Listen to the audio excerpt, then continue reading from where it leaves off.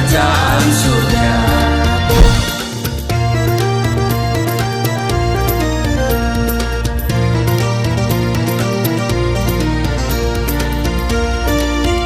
Shalom Bapak Ibu, sahabat Galilea dan seluruh subscriber Galilea Network yang diberkati oleh Tuhan Yesus. Apa kabar hari ini di hari Sabtu? Kiranya kita semua tetap dalam sukacita.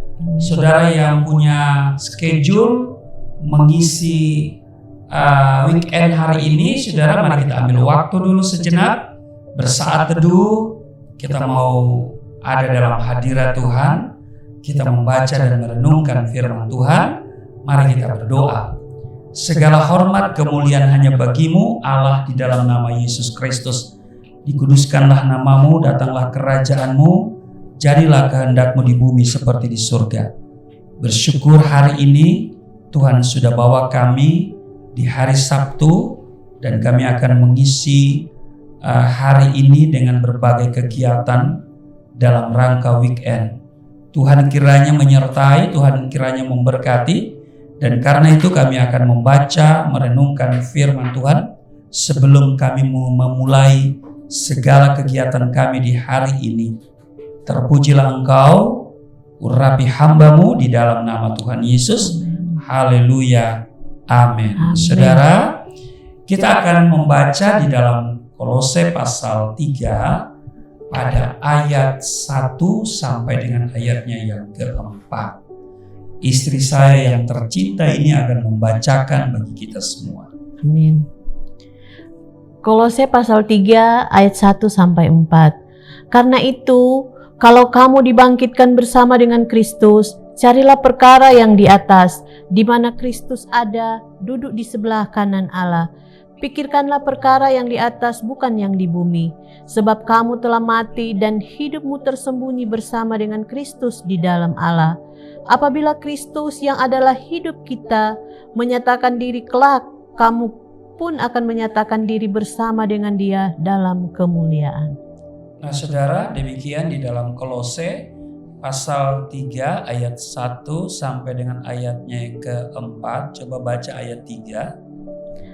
Ayatnya yang ketiga, sebab kamu telah mati dan hidupmu tersembunyi bersama dengan Kristus di dalam Allah. Nah saudara, sebab kamu telah mati dan hidupmu tersembunyi bersama dengan Kristus di dalam Allah. Jadi saudaraku yang kekasih, ada lagu yang berkata begini. Ku telah mati dan tinggalkan cara hidupku yang lama. Amin. Nah, jadi sekarang dikatakan kamu telah mati di dalam hidupmu. Kamu telah mati dan hidupmu tersembunyi bersama dengan Kristus di dalam Allah. Jadi hidup yang kita hidupi hari ini bukan kita lagi, tetapi Kristus. Amin. Nah, saudara, sebelum bertobat dan menerima Yesus Kristus sebagai Tuhan dan Juru Selamat secara pribadi, tentu kita semua tidak luput dari melakukan dosa. Bahkan status kita adalah orang berdosa. Kita hidup dengan menuruti dorongan hawa nafsu dan segala keinginan-keinginannya. Pendek kata, hidup kita diperbudak dan dibelenggu oleh dosa. Tetapi saudara, setelah kita menjadi anak-anak Tuhan dan hidup baru di dalam Kristus, sebab di dalam 2 Korintus pasal 5:17, siapa yang ada di dalam Kristus, ia adalah ciptaan baru. Yang lama sudah berlalu, sesungguhnya yang baru sudah datang. Nah, jadi saudaraku yang kekasih, saat kita hidup baru di dalam Kristus, kita pun harus memiliki cara hidup yang berbeda dari hidup sebelumnya. Amin. Jika sebelumnya kita lebih memperhatikan perkara-perkara duniawi dan hidup di dalamnya, kini kita harus lebih memusatkan diri terhadap hal-hal yang rohani. Amin. Sebelum kita bertobat, mungkin kita dikuasai oleh hawa nafsu dan hidup kita tentu orientasinya adalah hal-hal yang rohana. Tetapi setelah kita bertobat, kita menerima Yesus sebagai Tuhan dan Juru Selamat secara pribadi, maka kita memiliki orientasi hidup yang baru, yaitu orientasi hidup kita adalah hal-hal yang rohani. Nah, keberadaan kita sebagai manusia lama diibaratkan seperti pakaian yang sudah usang dan kumal yang sudah kita tanggalkan, dan sekarang kita sedang mengenakan pakaian yang baru. Saudara, rata-rata kita tentu suka dengan baju baru, pakaian yang baru, ya kan? Ketika ada pakaian yang baru, pakaian lama kita, ya kita tidak pakai lagi, saudara ya. Mungkin kita kasih orang lain, saudara. Nah, saudaraku yang kekasih, sahabat Galilea yang diberkati oleh Tuhan Yesus, mungkinkah seseorang hendak memakai baju baru tanpa terlebih dahulu melepaskan bajunya yang lama, kotor dan bau itu? Tentu tidak, saudara ya.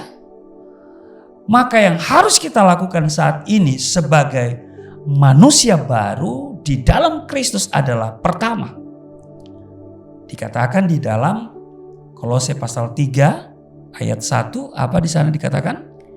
Karena itu kalau kamu dibangkitkan bersama dengan Kristus, carilah perkara yang di atas, di mana Kristus ada, duduk di sebelah kanan Allah. Nah, jadi yang pertama, saudara, dikatakan carilah perkara yang di atas, di mana Kristus ada. Amin. Amin. Mencari perkara rohani berarti harus memiliki rasa haus dan lapar akan firman Tuhan setiap hari. Memiliki kerinduan untuk bersekutu dengan Tuhan lebih lagi.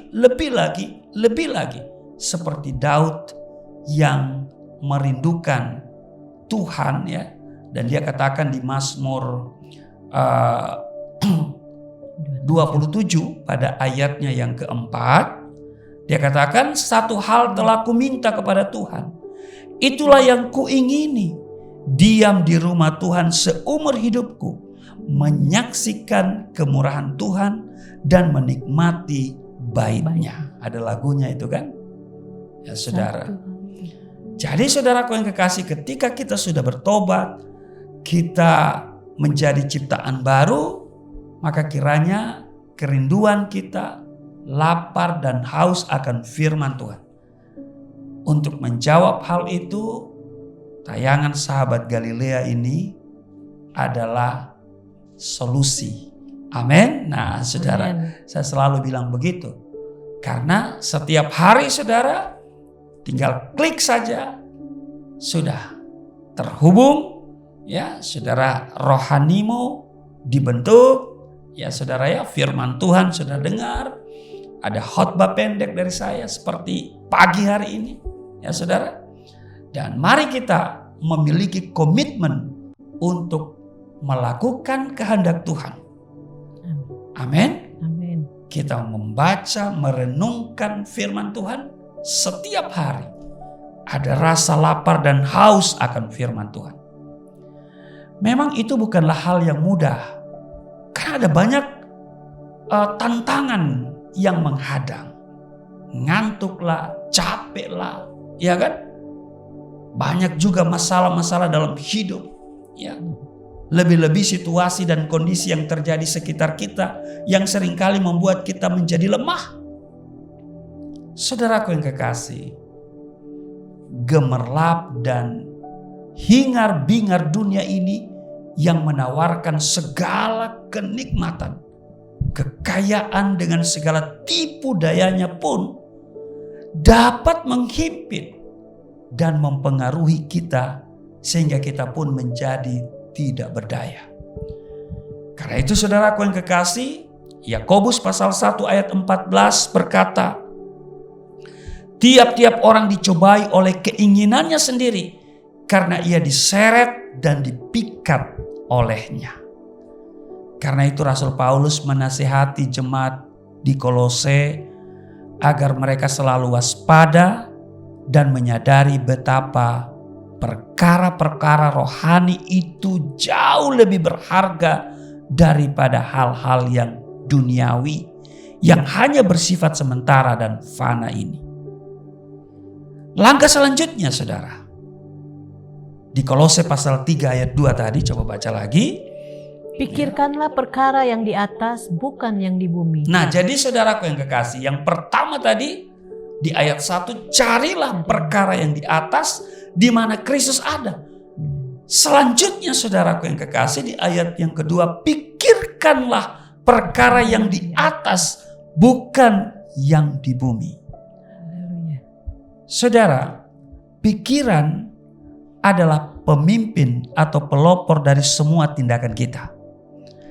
Artinya semua tindakan kita adalah akibat langsung dari apa yang terkandung di dalam pikiran kita. Betul? Jika yang ada dalam pikiran kita adalah hal-hal yang negatif, maka kita akan mempunyai kehidupan yang negatif juga, saudara.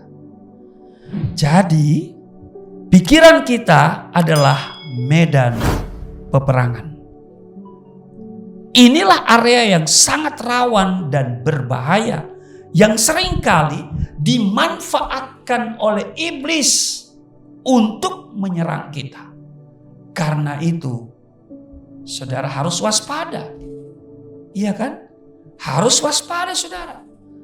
Karena iblis tahu bahwa pikiran memang sangat berpengaruh dalam kehidupan kita. Iblis tahu apa yang kita sukai dan yang tidak kita sukai. Karena itu iblis berusaha memasukkan hal-hal negatif ke dalam pikiran kita.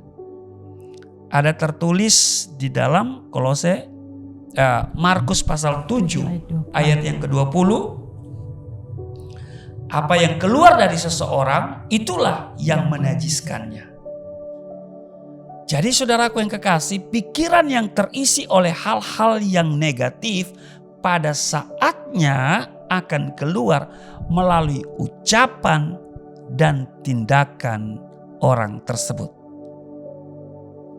Jadi pemikiran perkara yang di bumi berarti membiarkan iblis merajai pikiran kita sehingga kita tidak beroleh kekuatan untuk melawan segala kedagingan. Sementara memikirkan perkara yang di atas berarti mengisi pikiran dengan firman Tuhan. Sehingga dikatakan di dalam Filipi pasal 4 ayat 8, semua yang benar, semua yang mulia, semua yang adil, semua yang suci, semua yang manis, semua yang sedap didengar, semua yang disebut kebajikan dan patut dipuji, pikirkanlah hal itu. Itulah yang terkandung di dalam pikiran kita. Harusnya seperti itu ya. Dan saudaraku yang kekasih, ini akan terrefleksi dalam setiap tindakan kita sehari-hari. Perbuatan kita akan selaras dengan firman Tuhan. Semakin pikiran kita diperbaharui oleh firman Tuhan, semakin terkikis pula tabiat-tabiat manusia lama kita. Sebab pikiran kita telah dikendalikan sepenuhnya oleh Roh Kudus. Ini berarti kita memberi keleluasan kepada Roh Kudus untuk bekerja di dalam diri kita. Ia pun akan memberi kekuatan kepada kita supaya kita dapat melawan tipu muslihat iblis. Maka kita harus tegas menolak dan tidak membiarkan pikiran kita dikuasai oleh keinginan duniawi. Ingat saudara, kita adalah tuan atas pikiran kita sendiri. Dan tidak ada satupun hal yang kecil yang dapat masuk ke dalam pikiran kita tanpa seizin kita. Karena itu saudaraku yang kekasih, memikirkan perkara di atas berarti menawan segala pikiran dan menaklukkannya kepada Kristus.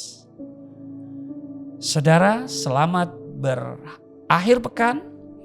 Selamat saudara melakukan aktivitas mengisi weekend saudara. Kiranya damai dan sukacita memenuhi kehidupanmu hari ini. Dan saudara terhindar dari segala yang jahat. Tuhan Yesus memberkati. Mari kita berdoa. Terima kasih Tuhan, hari ini Tuhan kami ada di akhir pekan. Dan kami akan mengisi akhir pekan dengan berbagai kegiatan yang sudah kami rencanakan. Kiranya damai sejahtera memerintah dalam hidup kami. Di tempat di mana kami berada. Dan Engkau melindungi kami dengan sempurna.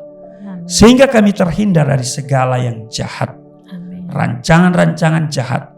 Kuasa-kuasa jahat yang kadang-kadang menyeret kami, yang mau memisahkan kami dari kasih-Mu.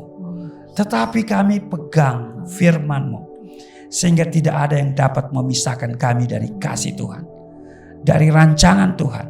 Sebab rancangan kasih Tuhan bagi kami, rancangan damai sejahtera, bukan kecelakaan, bukan kemiskinan, bukan sakit penyakit. Amen. Karena itu Tuhan, kami bersyukur, kami bangga punya Allah di dalam Yesus Kristus. Haleluya. Kami berdoa dan mengucap syukur. Haleluya.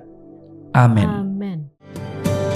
Oh Yerusalem, kota mulia, hatiku rindu ke sana.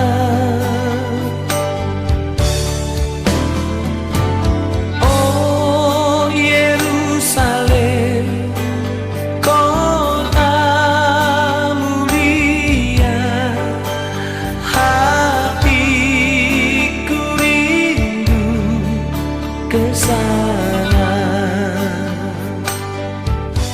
Shalom Bapak Ibu, jumpa lagi bersama saya Pendeta Rusli Mono Arfa dalam program ziarah ke Holy Land yang akan direncanakan pada tanggal 17 Oktober hingga 27, jadi ada 11 hari perjalanan yang sangat memberkati Bapak Ibu. Nah saudara, tema yang selalu saya sampaikan untuk berziarah ke sana adalah menggali akar kekristenan. Firman Tuhan di dalam Mazmur 122, "Aku bersukacita ketika dikatakan orang kepadaku, mari kita pergi ke rumah Tuhan."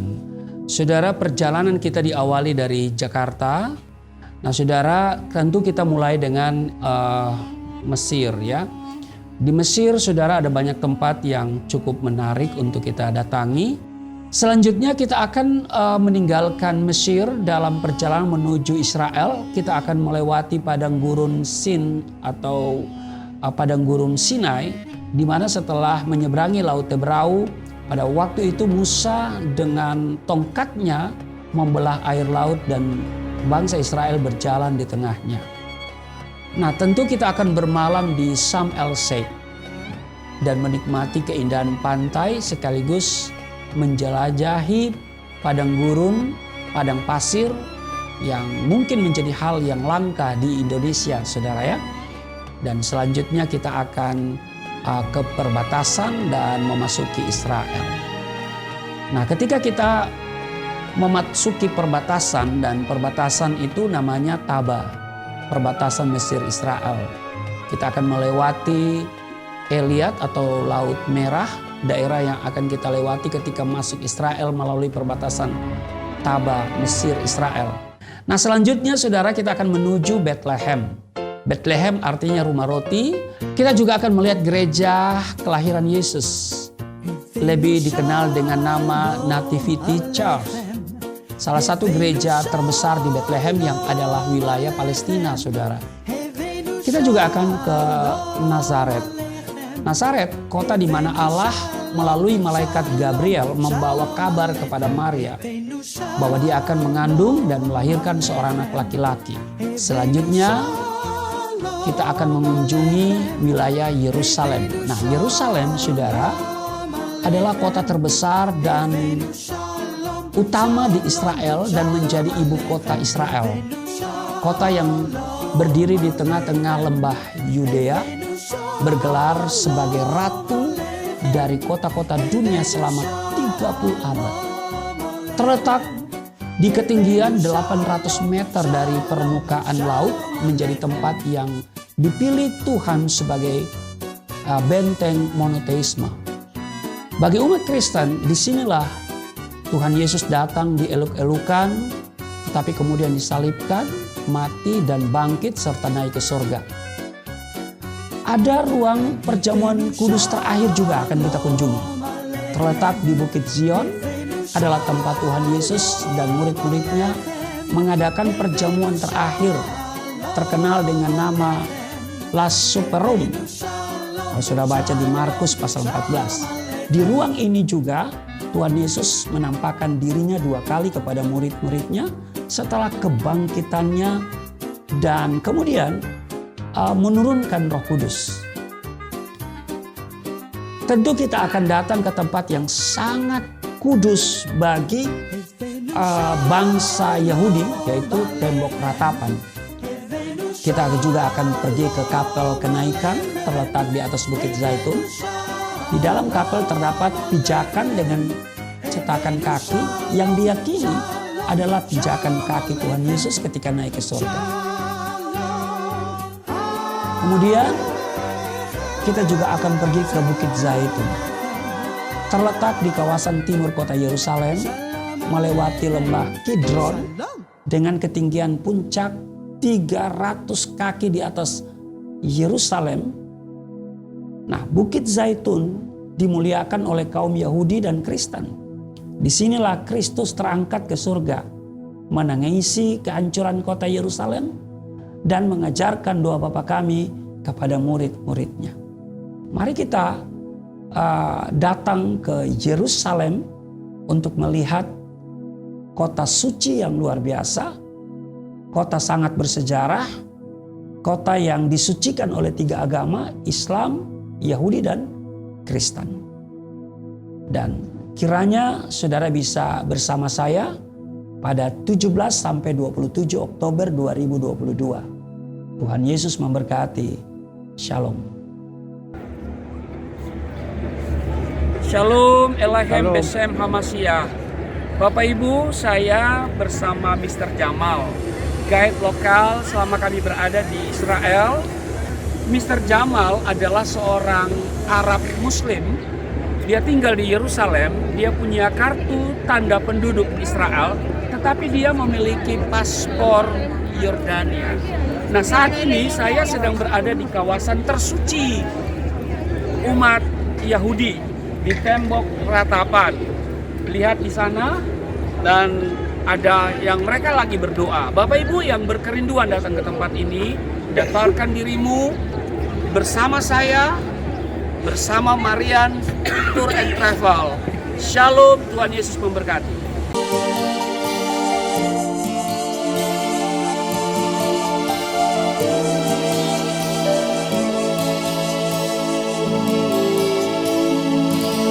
Bapa kami yang di surga, dimuliakanlah namamu. Datanglah kerajaan, jadilah kehendakmu di bumi seperti di surga.